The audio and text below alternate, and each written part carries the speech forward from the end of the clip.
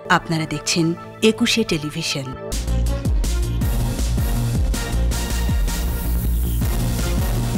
নিজস্ব শিপইয়ার্ডে তৈরি হবে যুদ্ধ জাহাজ, জানালেন প্রধানমন্ত্রী। সার্বভৌমত্ব রক্ষায় নৌবাহিনীকে প্রস্তুত থাকার নির্দেশ। ভোট ডাকাতিতে বিএনপি চ্যাম্পিয়ন, বললেন ওবায়দুল কাদের। জনগণের সরকার প্রতিষ্ঠার আহ্বান ফখরুলের। দোকান বরাদ্দে অনিয়ম, সাইদ খোকন সহ 7 জনের বিরুদ্ধে মামলা, পিবিআইকে তদন্তের নির্দেশ। কোন বিভাগে বদলি নিয়োগে দুর্নীতি, পদভেদে লেনদেন 3 কোটি টাকা, টিআইবির রিপোর্ট। করোনায় আরও 22 মৃত্যু, অক্সফোর্ডের টিকা ব্যবহারের অনুমোদন দিল যুক্তরাজ্য।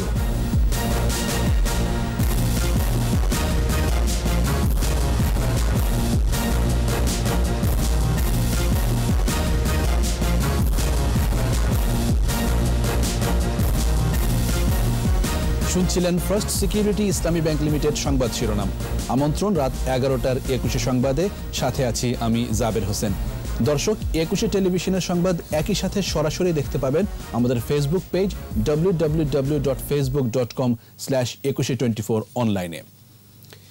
যুদ্ধ নয়, শান্তিতে বিশ্বাস করে বাংলাদেশ, তবে স্বাধীনতা সার্বভৌমত্ব রক্ষায় সদা প্রস্তুত থাকতে হবে। বাংলাদেশ নৌবাহিনীর শীতকালীন রাষ্ট্রপতি কুচকাওয়াজ অনুষ্ঠানে কথা বলেন প্রধানমন্ত্রী শেখ হাসিনা। বলেন, বিশাল সমুদ্র সীমায় থাকা সম্পদ দেশের উন্নয়নে কাজে লাগাতে চায় সরকার। দেশের কেউ গৃহহীন থাকবে না, শতভাগ মানুষ বিদ্যুৎ পাবে উল্লেখ করে সরকার প্রধান বলেন, এটা হবে মুজিব বর্ষের সেরা উপহার। প্রণব চক্রবর্তীর রিপোর্ট। বাংলাদেশ নৌবাহিনীর মিডশিপম্যান 2018 আলফা ও ডিইও 2020 ব্রাভো ব্যাচের শীতকালীন রাষ্ট্রপতি কুচকাওয়াজ চট্টগ্রামের নেভাল একাডেমিতে আয়োজিত এই অনুষ্ঠানে গণভবন থেকে ভার্চুয়াল প্ল্যাটফর্মে যুক্ত হন প্রধানমন্ত্রী শেখ হাসিনা। এ সময় অনুষ্ঠিত কুচকাওয়াজে সালাম গ্রহণ করেন প্রধানমন্ত্রী। এ কোর্সে কৃতিত্ব অর্জনকারী কর্মকর্তাদের প্রধানমন্ত্রীর পক্ষে স্বর্ণপদক ও সোর্ড অব অনার তুলে দেন নৌবাহিনী প্রধান অ্যাডমিরাল এম শাহিন ইকবাল। দিক নির্দেশনামূলক বক্তব্যে প্রধানমন্ত্রী বলেন, 27টি যুদ্ধজাহাজ এবং 2টি সাবমেরিন নিয়ে বাংলাদেশ নৌবাহিনী এখন ত্রিমাত্রিক বাহিনীতে পরিণত হয়েছে। নিজস্ব শিপইয়ার্ডে তৈরি হবে যুদ্ধজাহাজ, তবে কারো সাথে বৈরিতা নয়, এ নীতিতেই চলবে বাংলাদেশ। কিন্তু কারোর সঙ্গে যুদ্ধ নয়, সকলের সাথে বন্ধুত্ব, কারোর সাথে বৈরিতা নয়। এই পররাষ্ট্র নীতি নিয়েই আমরা চলবো। আমরা শান্তি চাই, যুদ্ধ চাই না। কিন্তু আমাদের দেশের স্বাধীনতা সার্বভৌমত্ব রক্ষায় আমাদের সব ধরনের যেন উদ্যোগ থাকে এবং প্রশিক্ষণ থাকে। শেখ হাসিনা বলেন, 41 সালের ভবিষ্যৎ বাংলাদেশের নেতৃত্ব ভার পড়বে এসব তরুণ কর্মকর্তাদের ওপর। নিজেদের সমুদ্র সম্পদকে সঠিকভাবে দেশের কাজে ব্যবহারের ভূমিকা রাখতে তাগিদ দেন তিনি। ভারত এবং মিয়ানমার, যদিও তাদের বিরুদ্ধে আমরা মামলা করি, কিন্তু বন্ধুত্বপূর্ণ সম্পর্ক বজায় রেখে সে মামলা করে আমরা বিজয় অর্জন করি এবং বিশাল সমুদ্র সীমা আমরা অর্জন করতে সক্ষম হই। এই সীমা আমাদের রক্ষা করা এবং সমুদ্র সম্পদকে আমাদের কাজে লাগানো। মুজিব বর্ষে কেউ গৃহহীন থাকবে না, সকলের ঘরে যাবে বিদ্যুৎ। সে অঙ্গীকারের কথা আবারও উল্লেখ করেন সরকার প্রধান। প্রায় 99% মানুষের ঘরে বিদ্যুৎ দিতে সক্ষম হয়েছে। ইনশাআল্লাহ প্রত্যেকটা ঘরেই আমরা বিদ্যুৎ পৌঁছাতে পারবো, শতভাগ আমরা বিদ্যুৎ দেব। বাংলাদেশের একটি মানুষও গৃহহারা থাকবে না, এটাই আমাদের নীতি। করোনা সংক্রমণ প্রতিরোধে সবাইকে সচেতন থাকার আহ্বান জানান প্রধানমন্ত্রী শেখ হাসিনা। সবাইকে আমি আন্তরিক ধন্যবাদ জানাই। প্রণব চক্রবর্তী, একুশে টেলিভিশন, ঢাকা। বাংলাদেশের ভোট ডাকাতিতে বিএনপি চ্যাম্পিয়ন, তাদের রেকর্ড কেউ ভাঙতে পারবে না, বলেছেন আওয়ামী লীগের সাধারণ সম্পাদক ওবায়দুল কাদের। মিছিমিছি গণতন্ত্রের কথা বলে আন্দোলনের নামে নৈরাজ্য সৃষ্টি করলে কঠোর ব্যবস্থার হুঁশিয়ারিও দেন তিনি। প্রণব চক্রবর্তীর আরেকটি রিপোর্ট। 2018 সালের 30 ডিসেম্বর একাদশ জাতীয় সংসদ নির্বাচনে জয়লাভ করে আওয়ামী লীগের নেতৃত্বাধীন সরকার। দ্বিতীয় বর্ষপূর্তির এ দিনটিকে গণতন্ত্রের বিজয় দিবস হিসেবে উদযাপন করেছে আওয়ামী লীগ। এ উপলক্ষে রাজধানীর কৃষিবিদ ইনস্টিটিউটে ঢাকা মহানগর উত্তর আওয়ামী লীগের আলোচনা সভায় বক্তারা বলেন, বিএনপির ঐক্য দেশ বিরোধী অপশক্তির সাথে অস্থিতিশীলতা তৈরি করে ফায়দা লুটতে চায় তারা। ওদের গণতন্ত্র মানে হলো এদেশকে একটি জঙ্গিদের অভয়ারণ্য পরিণত করার গণতন্ত্র। ওদের গণতন্ত্র হলো ৭৫-এর খুনিদের অবাধ বিচরণ ভূমিতে পরিণত করার গণতন্ত্র। যাদের কত নীতি নাই, যাদের গণতন্ত্রের প্রতি বিন্দুমাত্র শ্রদ্ধা নাই, যারা সেনা ছাউনিতে জন্ম হয়েছে, সেই বিএনপি এই সকল ধর্ম ব্যবসায়ীদের, এই সকল সাম্প্রদায়িক শক্তিকে মাঠে নামিয়ে রাজনৈতিক ফায়দা লুটতে চায়। অনুষ্ঠানে ভিডিও কনফারেন্সে যুক্ত হন দলের সাধারণ সম্পাদক ওবায়দুল কাদের। বলেন, ভোট ডাকাতির রাজনীতি যারা করে গণতন্ত্রের কথা তাদের মুখে শোভা পায় না। স্বাধীন বাংলাদেশের ইতিহাসে ভোট ডাকাতিতে বিএনপি যে রেকর্ড করেছে তা কেউ ভাঙতে পারবে না। মির্জা ফখরুল বলেছেন, ধানের শীষে ভোট দিলে নাকি ইভিএমে নৌকার পক্ষে চলে যায়। তবে কি নৌকার ভোট ধানের শীষে যাওয়ায় গতকাল তাদের 2 জন পৌর মেয়র নির্বাচিত হয়েছে। বিরোধিতার রাজনীতি থেকে বেরিয়ে জনতার রায় মানতে বিএনপির প্রতি অনুরোধ জানান ওবায়দুল কাদের। নির্বিশেষে সকলকে প্রণব চক্রবর্তী, 21 টেলিভিশন, ঢাকা। পুলিশের সাথে কিছুটা ধাক্কাধাক্কি শেষে জাতীয় প্রেস ক্লাবের সামনে সমাবেশ করল বিএনপি। 11 জাতীয় সংসদ নির্বাচনের 2 বছর পূর্তির সমাবেশ থেকে বিএনপি মহাসচিব বলেন, নতুন বছরে গণতন্ত্র পুনঃপ্রতিষ্ঠা করাই হবে মূল লক্ষ্য। জনগণের সরকার প্রতিষ্ঠা করতে জনগণকে ঐক্যবদ্ধ হওয়ার আহ্বান জানান তিনি। আদিত্য মামুনের রিপোর্ট। সমাবেশের শুরুতেই পুলিশের সাথে ধাক্কাধাক্কি শুরু হয় বিএনপি নেতাকর্মীদের। কিছুক্ষণ পরেই পরিস্থিতি স্বাভাবিক হয়। 11 জাতীয় সংসদ নির্বাচনের 2 বছর পূর্তিতে পূর্ব ঘোষণা অনুযায়ী জাতীয় প্রেস ক্লাবের সামনে এই মানববন্ধন ও সমাবেশে যোগ দেন বিএনপির মহাসচিব মির্জা ফখরুল ইসলাম আলমগীর সহ কেন্দ্রীয় নেতারা।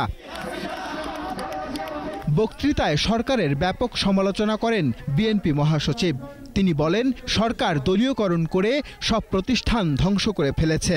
নতুন বছরে সরকার পরিবর্তনের জন্য সবাইকে ঐক্যবদ্ধ হওয়ার আহ্বান জানান ফখরুল। তারা আমাদের যে নির্বাচন ব্যবস্থা তাকে ধ্বংস করেছে, প্রশাসনকে দলীয়করণ করেছে, আমাদের অর্থনীতিকে ধ্বংস করেছে এবং বাংলাদেশে একটা লুটপাটের রাজত্ব কায়েম করেছে। বিএনপি মহাসচিব দিনটিকে গণতন্ত্রের জন্য একটি কালো দিন বলে অভিহিত করেন। সরকার সারা দেশকে কারাগার বানিয়ে ফেলেছে বলেও অভিযোগ করেন বিএনপি মহাসচিব। এই সরকার আজকের মানুষগুলোর শ্বাসরুদ্ধ করে একটা অস্বস্তিকর পরিবেশ সৃষ্টি করেছে। এর থেকে আমাদের মুক্তি পেতে হবে। আবারও নিরপেক্ষ সরকারের অধীনে নির্বাচন দেওয়ার দাবি জানান ফখরুল। নিরপেক্ষ সরকারের হাতে ক্ষমতা দিয়ে। আদিত্য মামুন, 21 টেলিভিশন, ঢাকা। প্রায় 35 কোটি টাকা আত্মসাতের অভিযোগে ঢাকা দক্ষিণ সিটি কর্পোরেশনের সাবেক মেয়র সাইদ খোকন সহ 7 জনের বিরুদ্ধে করা মামলার আবেদন গ্রহণ করে তদন্তের নির্দেশ দিয়েছেন আদালত। 31 জানুয়ারির মধ্যে পুলিশ ব্যুরো অব ইনভেস্টিগেশন PBI-কে তদন্ত করে প্রতিবেদন দাখিলেরও নির্দেশ দেওয়া হয়েছে। বুধবার ঢাকা মহানগর হাকিম আশেক ইমাম এই আদেশ দেন। বিস্তারিত জানাচ্ছেন দীপু শিকদার। গত 8 ডিসেম্বর রাজধানীর ফুলবাড়িয়া সুপারমার্কেট 2-এর নকশা বহির্ভূত দোকান অপসারণে উচ্ছেদ অভিযান শুরু করে ঢাকা দক্ষিণ সিটি কর্পোরেশন DSCC। মার্কেটে 911টি নকশা বহির্ভূত দোকান আছে। এর মধ্যে 2/3 উচ্ছেদ করা হয়েছে। অবশিষ্ট দোকান উচ্ছেদে অভিযান অব্যাহত আছে। অভিযান শুরুর দিন কয়েক দফায় দোকান মালিক ও কর্মচারীদের সঙ্গে পুলিশের সংঘর্ষ হয়। তবে পরে অভিযান নির্বিঘ্নে চলছে। অভিযান চলার মধ্যেই নকশা বহির্ভূত দোকান বরাদ্দ নিয়ে 34 কোটি 89 লাখ টাকা আত্মসাতের অভিযোগ এনে মঙ্গলবার আদালতে মামলা করতে আবেদন করেন ব্যবসায়ী দেলোয়ার হোসেন। আবেদনে ঢাকা দক্ষিণ সিটির সাবেক মেয়র সাইদ খোকন সহ 7 জনকে আসামি করা হয়। সাবেক মেয়র মানুষ থেকে কোটি কোটি টাকা নিয়ে যেভাবে রাস্তায় আজকে তাদেরকে ফেলে দিয়েছেন, সে বৈধ বলেছেন, বৈধ বলে টাকা নিয়েছেন। বুধবার এই আবেদনের উপর শুনানি হয়। শুনানি শেষে আদালত এই আবেদনটি মামলা হিসেবে গ্রহণ করেন। মামলার কোনো যৌক্তিকতা নেই। আর এর নেপথ্যে দক্ষিণ সিটির বর্তমান মেয়র শেখ ফজলেনুর তাপসের হাত আছে বলে অভিযোগ করেন সাইদ খোকন। দীপু শিকদার, 21 টেলিভিশন, ঢাকা। আইনি দুর্বলতা ও অবকাঠামোর অভাবে বন রক্ষায় ব্যর্থ বন অধিদপ্তর। এর সঙ্গে আছে দুর্নীতি, অনিয়ম ও অব্যবস্থাপনার বিরূপ প্রভাব। বুধবার ট্রান্সপারেন্সি ইন্টারন্যাশনাল বাংলাদেশ টিআইবি এক সংবাদ সম্মেলনে এসব কথা জানিয়েছে। প্রতিষ্ঠানটি বলেছে, বন অধিদপ্তর বনাঞ্চল রক্ষার বদলে ক্ষমতাসীনদের দখলে সহায়তা করছে, সহায়ক ভূমিকা পালন করছে আদিবাসীদের উচ্ছেদে। মেহেদী হাসানের রিপোর্ট। বন অধিদপ্তরের সুশাসনের চ্যালেঞ্জ ও উত্তরণের উপায় নিয়ে টিআইবির এই সংবাদ সম্মেলন। এতে তুলে ধরা হয় একটি গবেষণা প্রতিবেদনের পর্যবেক্ষণ। টিআইবির গবেষণা বলছে, দেশের বনভূমি রক্ষায় অধিদপ্তর শুধু ব্যর্থই হয়নি, অনেক ক্ষেত্রে তারা উজাড়কারীর ভূমিকায় রয়েছে। দুর্নীতি, অনিয়ম ও ক্ষমতার অপব্যবহারের মাধ্যমে বনের জমি দখল ও বন উজাড়ে অনেক ক্ষেত্রে সহায়তা করেছে বন বিভাগ। প্রধান বন সংরক্ষকের পদোন্নতি সহ নানা পদে নিয়োগে ঘুষের ছড়াছড়ি বলে উল্লেখ করে প্রতিষ্ঠানটি। বন ও বন্যপ্রাণী সংরক্ষণ সংক্রান্ত 93 বছরের পুরাতন আইন, বন সুরক্ষায় প্রয়োজনীয় বরাদ্দ ও অবকাঠামোর অভাব, বন থেকে রাজস্ব সংগ্রহের লক্ষ্যমাত্রা নির্দিষ্টকরণ, জনবলের অভাব এবং তথ্যের ঘাটতি বনাঞ্চল উজাড়ে সহায়ক বলে জানিয়েছে টিআইবি।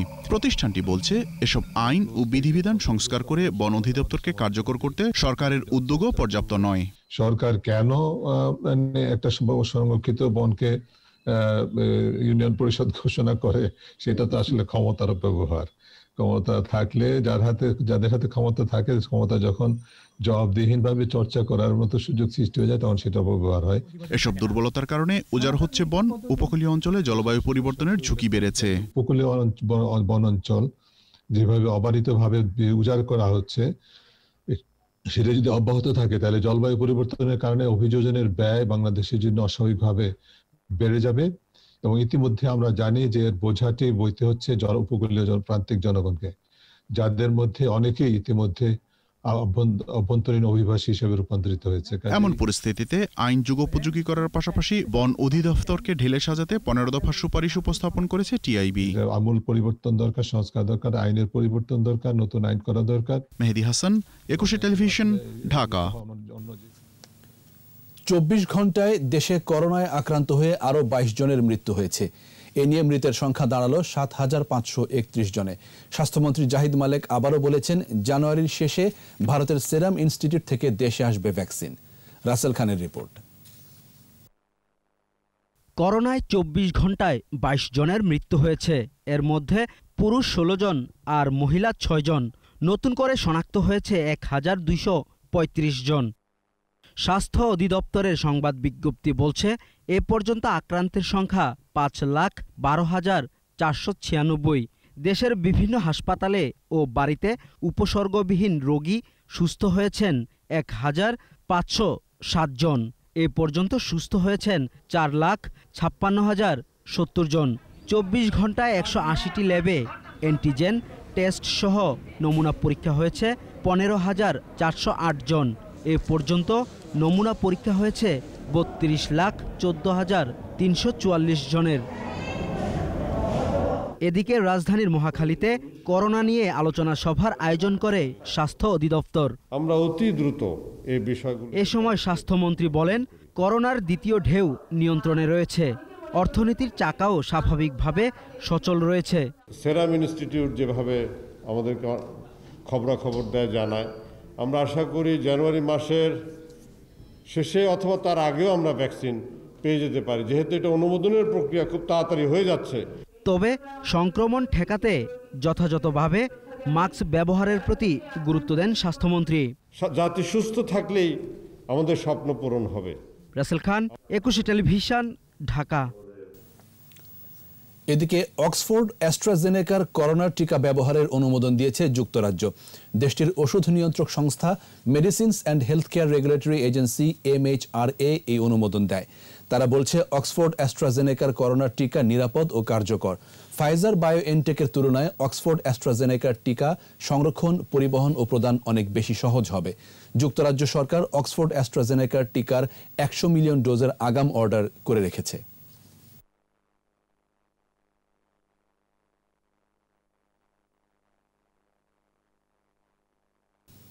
নিচ্ছি বিরতি।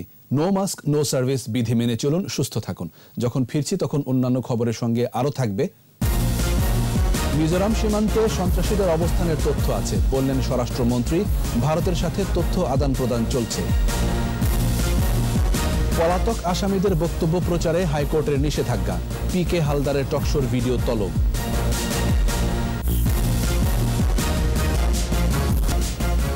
আবার আমন্ত্রণ রাত 11টার 21 সংবাদে। মিজোরাম সীমান্তে পার্শ্ববর্তী দেশের সন্ত্রাসীদের অবস্থানের গোয়েন্দা তথ্য আছে। বিজিবি পদক প্রদান অনুষ্ঠানে জানিয়েছেন স্বরাষ্ট্রমন্ত্রী আসাদুজ্জামান খান কামাল। সকালে বিজিবি সদর দপ্তর পিলখানায় সাংবাদিকদের তিনি বলেন, সন্ত্রাসীদের ধরতে প্রায়ই অভিযান চালায় বর্ডার গার্ড বাংলাদেশ, কিন্তু তারা দুর্গম পাহাড়ে পালিয়ে যায়। ভারতের সাথে এ বিষয়ে তথ্য আদান প্রদানও হচ্ছে। এ সময় বীরত্ব এবং কৃতিত্বের স্বীকৃতির জন্য 4টি ক্যাটাগরিতে 60 জনকে পদক দেয়া হয়। আমাদের কিছু গোয়েন্দা রিপোর্ট রয়েছে, আমাদের দেশে দুষ্কর্ম করেই ওই সমস্ত জায়গায় পালিয়ে যায়, কিংবা ওদেরগুলো এসে আমাদের এখানে শেল্টার নেয়। এই সবগুলোই বন্ধ করার জন্য আমরা সেইখানে, আমি যে কিছুক্ষণ আগেই বলেছি, ত্রিমাত্রিক বাহিনী হয়ে গিয়েছে। আমাদের বাহিনীর সেই সক্ষমতা আমরা ব্যবস্থা করে দিয়েছি আমাদের মাননীয় প্রধানমন্ত্রীর নির্দেশনায়, এবং বর্ডার রোডগুলো আমরা তৈরি করছি। অর্থ পাচার প্রতিরোধ আইনে যে দুর্বলতাগুলো আছে তা দূর করতে সব পক্ষকে পরামর্শ দিয়েছেন অ্যাটর্নি জেনারেল। অ্যাটর্নি জেনারেলের কার্যালয়ে নিয়মিত বৈঠকে দুদক, বাংলাদেশ ব্যাংক, বিএফআইইউ, পররাষ্ট্র মন্ত্রণালয়, স্বরাষ্ট্র মন্ত্রণালয়ের প্রতিনিধিরা অংশ নেন। পরে অ্যাটর্নি জেনারেল AM আমিনুদ্দিন জানান, অর্থ পাচারকারীদের নাম প্রকাশে আইনগত বাধা আছে, তবে আইনি প্রক্রিয়া দীর্ঘ হলেও টাকা ফেরতের বিষয়ে আশাবাদী বলে জানিয়েছে বিএফআইইউ। কিভাবে ডিটেক্ট করা যায়, কিভাবে মামলা করা যায়, এগুলো নিয়ে আলোচনা। কোন সংস্থা কিভাবে মামলা, ট্রেনিং কিভাবে করা যায়, এগুলো নিয়ে কিছু আইনের চেঞ্জ করতে বলছি আমি। আমরা চেষ্টা করছি, বিভিন্ন দেশ থেকে তথ্য নিচ্ছি, আমরাও তথ্য দিচ্ছি, যেটা নির্দিষ্ট কোনো পরিমাণ। আলোচিত প্রশান্ত কুমার হালদার সহ যে কোনো পলাতক আসামির বক্তব্য গণমাধ্যমে প্রচারের ওপর নিষেধাজ্ঞা দিয়েছেন হাইকোর্ট। একই সঙ্গে বেসরকারি টিভি চ্যানেল 71-এ প্রচারিত পিকে হালদারের সাক্ষাৎকার এবং টকশোর ভিডিও ক্লিপ তলব করেছেন উচ্চ আদালত।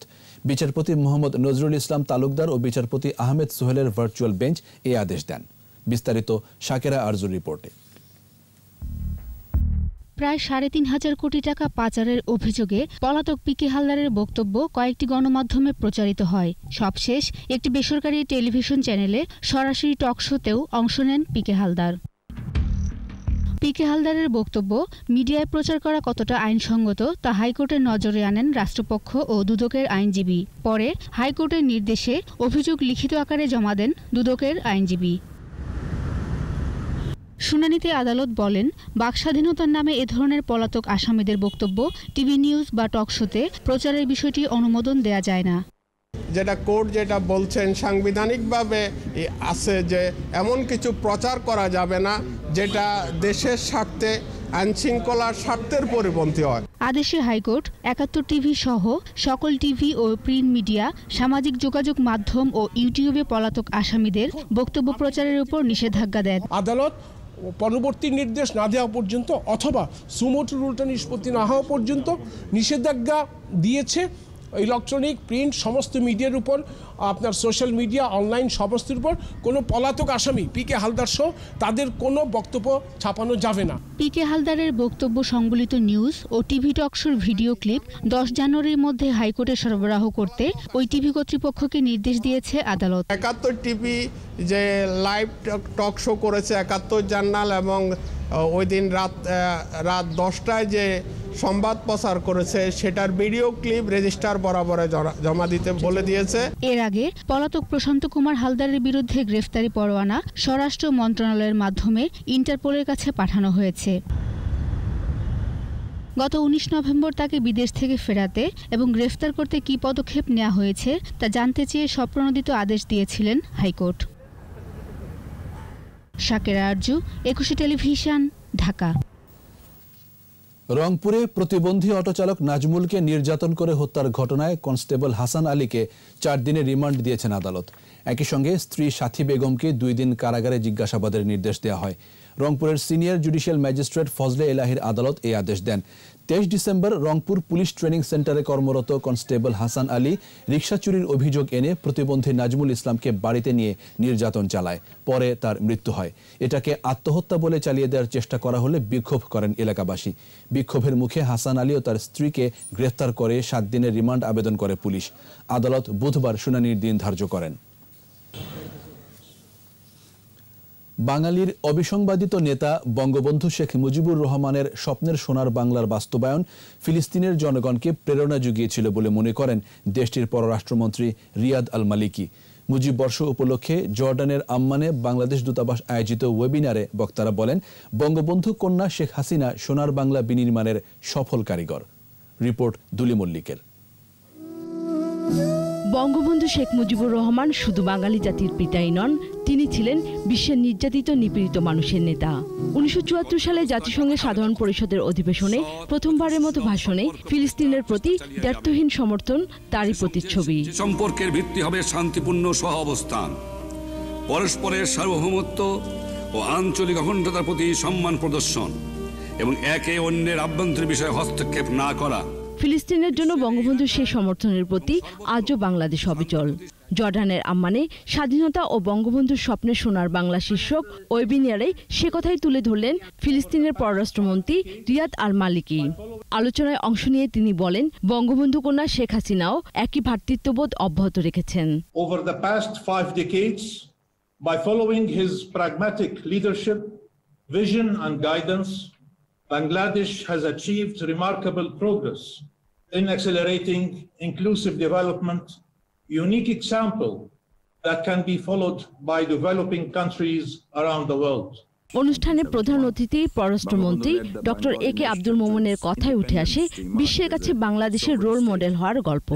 While his able daughter is working relentlessly to develop, she is completing the incomplete works of Bangabandhu. Under her dynamic leadership, Bangladesh is moving ahead gradually. বঙ্গবন্ধুর আদর্শ ও চেতনায় উদ্বুদ্ধ হয়ে দলমত নির্বিশেষে সবাইকে বাংলার উন্নয়নের পথযাত্রী হওয়ার আহ্বান জানান অন্য বক্তারা। Apart from the development philosophy, putting development at the center stage of our policies and politics, Sheikh Hasina has also done one thing. She has tried to bring Bangladesh back on the track which was set by the father of the nation. দুলি Mallick, 21 television. ধর্মের অপব্যাখ্যাকারীর কাছে বাংলাদেশের মানুষ ইসলামকে lease দেয়নি। যারা বঙ্গবন্ধুর ভাস্কর্যের বিরোধিতা করে তারা মুক্তিযুদ্ধের চেতনা ও স্বাধীনতাকে অস্বীকার করে বলেছেন তথ্যমন্ত্রী doctor Hasan Mahmud. Diploma engineers ইনস্টিটিউটে এক অনুষ্ঠানে তিনি এই মন্তব্য করেন। ইসলামের উৎপত্তি যেসব দেশে সেসব স্থানেই অনেক ভাস্কর্য আছে।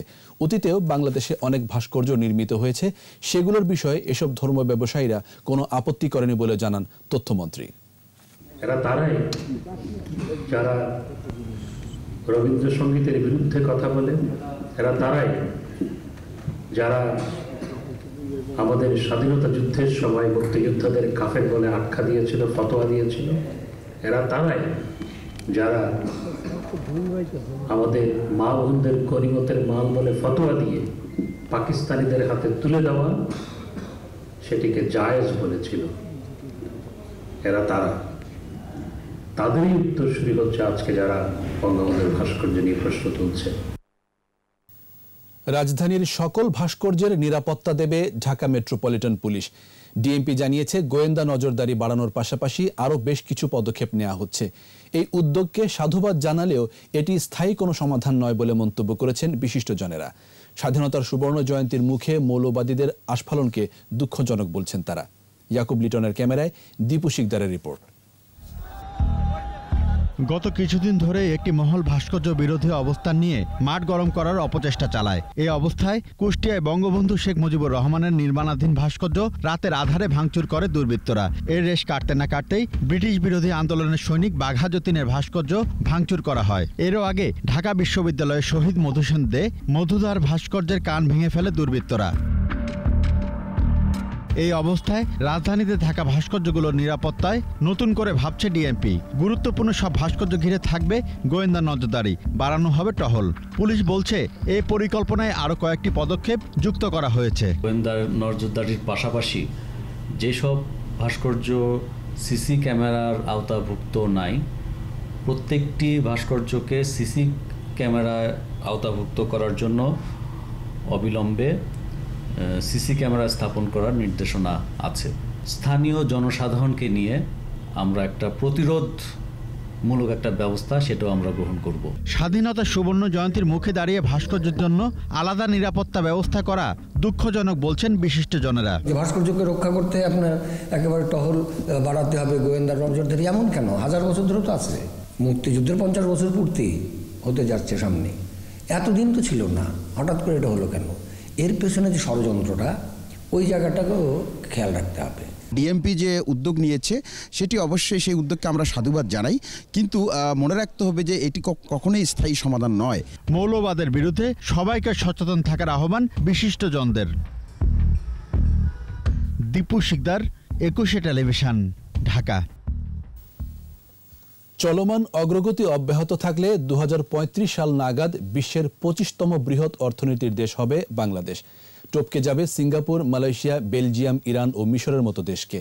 আর যুক্তরাষ্ট্রকে ছাড়িয়ে বিশ্বের শীর্ষ অর্থনীতির দেশ হবে চীন, এমন পূর্বাভাস দিয়েছে যুক্তরাজ্য ভিত্তিক গবেষণা প্রতিষ্ঠান centre for economic and business research CEBR। বিস্তারিত মেহেদি হাসানের রিপোর্টে। 2035 সালে বিভিন্ন দেশের অর্থনীতির আকার কেমন হবে সম্প্রতি তার একটা সম্ভাব্য চিত্র তুলে ধরেছে CEBR। সংস্থাটি বলছে 2028 সালের মধ্যেই যুক্তরাষ্ট্রকে টপকে শীর্ষ অর্থনীতির দেশ হবে চীন, আর 2030 সালে ভারত উঠে আসবে তৃতীয় স্থানে। করোনা মহামারীর প্রভাবে বিশ্ব অর্থনীতিতে বড় পরিবর্তন ঘটেছে বলে মনে করে CEBR। সংস্থাটি বলছে 2035 সাল নাগাদ ইতালি, কানাডা ও দক্ষিণ কোরিয়া বিশ্বের শীর্ষ 10 অর্থনীতির তালিকা থেকে বাদ পড়বে, আর এতে প্রবেশ করবে ইন্দোনেশিয়া, ব্রাজিল এবং রাশিয়া।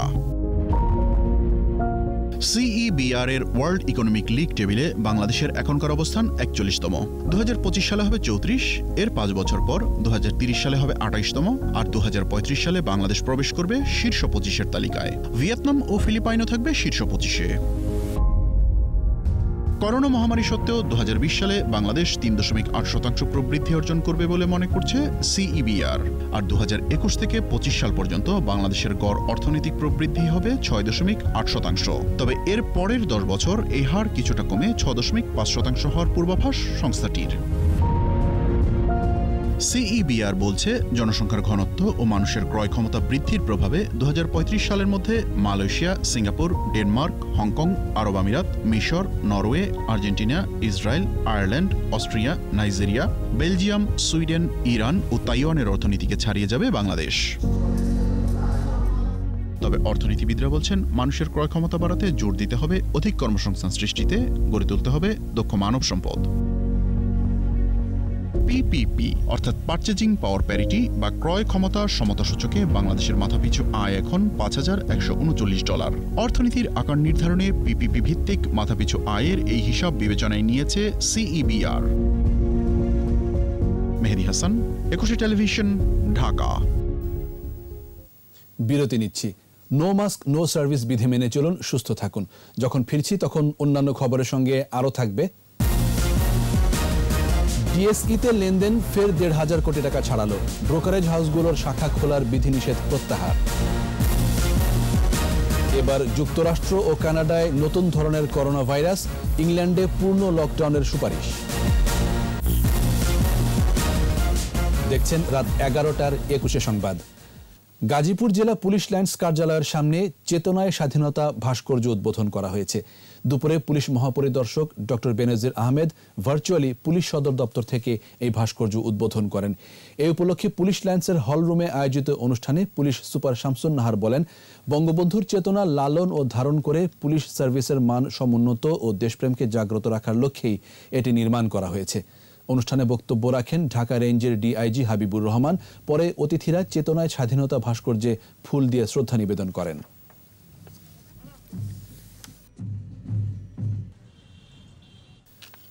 সিলেটের গোলাপগঞ্জে ট্রাকের সাথে মাইক্রোবাসের সংঘর্ষে 4 জন নিহত হয়েছে। এদিকে পৃথক সড়ক দুর্ঘটনায় মানিকগঞ্জে নিহত হয়েছে 3 জন। পুলিশ জানায়, ভোরে বিয়ানীবাজারের চারখাই থেকে সিলেটে আসার পথে মালবাহী ট্রাককে ধাক্কা দেয় মাইক্রোবাস। এতে মাইক্রোবাসে আগুন ধরে গাড়ির ভেতরেই 3 যাত্রী মারা যায়। সে সময় রাস্তার পাশে থাকা এক শিশু মারাত্মক আহত হলে হাসপাতালে নেওয়ার পর তার মৃত্যু হয়। এদিকে ঢাকা আরিচা মহাসড়কের মানিকগঞ্জ বাস স্ট্যান্ড ও সদর উপজেলার হিজুলিতে পৃথক 2টি সড়ক দুর্ঘটনায় 3 জন নিহত হয়েছে, আহত হয়েছে আরও 5 জন। এবার সোশ্যাল ইসলামী ব্যাংক লিমিটেড বাণিজ্য সংবাদ।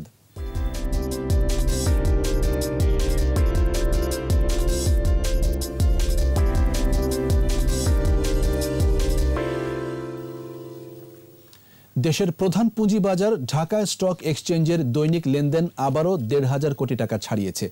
অন্যদিকে ফের শাখা খোলার অনুমোদন পেয়েছে ব্রোকারেজ হাউসগুলো। চলতি বছরের শেষ লেনদেন দিবসে ডিএসইতে ট্রেড হওয়া 362টি প্রতিষ্ঠানের মধ্যে দর বেড়েছে 120টির, কমেছে 165টির আর অপরিবর্তিত ছিল 77টির দর। ডিএসইর প্রধান সূচক ডিএসইএক্স 43 পয়েন্ট বেড়ে উঠে আসে 5,402 পয়েন্টে। দিন শেষে ডিএসইতে লেনদেনের পরিমাণ দাঁড়ায় 1,543 কোটি 27 লাখ টাকা। সূচক বেড়েছে অপর স্টক এক্সচেঞ্জ সিএসইতেও। এদিকে দীর্ঘ 9 বছর পর ব্রোকারেজ হাউসগুলোকে শাখা খোলার অনুমোদন দিয়েছে পুঁজিবাজার নিয়ন্ত্রক সংস্থা বিএসইসি। সোশ্যাল ইসলামী ব্যাংক লিমিটেডের ব্রাহ্মণবাড়িয়ার সলিমগঞ্জ বাজারে 168তম শাখা ও নেত্রকোনার মোহনগঞ্জে 63তম উপশাখার উদ্বোধন হয়েছে। ব্যাংকের ব্যবস্থাপনা পরিচালক ও প্রধান নির্বাহী কাজী ওসমান আলী ভার্চুয়াল প্ল্যাটফর্মের মাধ্যমে নতুন এই শাখা ও উপশাখার উদ্বোধন করেন। এ সময় অন্যান্যের মধ্যে উপস্থিত ছিলেন ব্যাংকের উপব্যবস্থাপনা পরিচালক আবু নাসের চৌধুরী, মোহাম্মদ সিরাজুল হক এবং মোহাম্মদ শামসুল হক, বিসি অ্যান্ড জিবিডি এর প্রধান Abdul Motaleb, marketing and brand communication ডিভিশনের প্রধান মোহাম্মদ মনিরুজ্জামান। এছাড়া ব্যাংকের সলিমগঞ্জ ও নেত্রকোনা শাখার ব্যবস্থাপকরা উপস্থিত ছিলেন।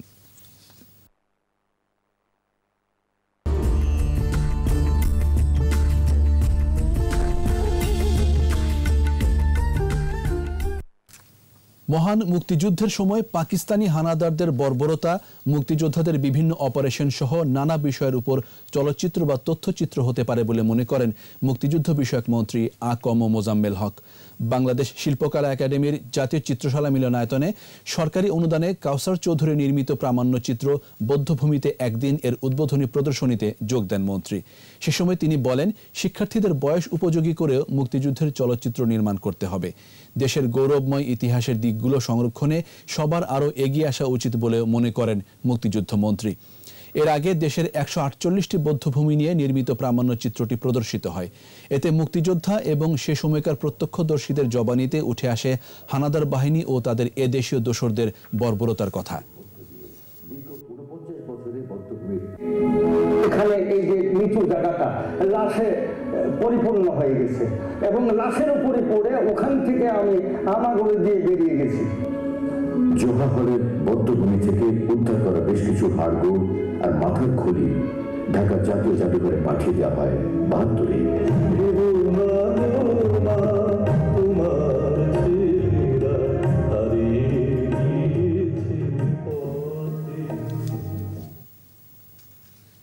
আর এরই সাথে শেষ করছি রাত 11টার 21 সংবাদ। যাবার আগে ফার্স্ট সিকিউরিটি ইসলামী ব্যাংক লিমিটেড সংবাদ শিরোনামগুলো আরও একবার। নিজস্ব শিপইয়ার্ডে তৈরি হবে যুদ্ধ জাহাজ, জানালেন প্রধানমন্ত্রী। সার্বভৌমত্ব রক্ষায় নৌবাহিনীকে প্রস্তুত থাকার নির্দেশ। ভোট ডাকাতিতে বিএনপি চ্যাম্পিয়ন, বললেন ওবায়দুল কাদের। জনগণের সরকার প্রতিষ্ঠার আহ্বান ফখরুলের। দোকান বরাদ্দে অনিয়ম, সাইদ খোকন সহ 7 জনের বিরুদ্ধে মামলা, পিবিআইকে তদন্তের নির্দেশ। বন বিভাগে বদলি নিয়োগে দুর্নীতি, পদভেদে লেনদেন 3 কোটি টাকা, টিআইবির রিপোর্ট। করোনায় আরও 22 মৃত্যু, অক্সফোর্ডের টিকা ব্যবহারের অনুমোদন দিল যুক্তরাজ্য।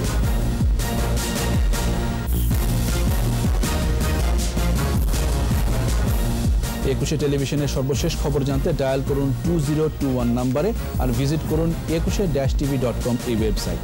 এছাড়া ফেসবুকে লগ ইন করতে পারেন facebook.com/ekushe24 অনলাইনে।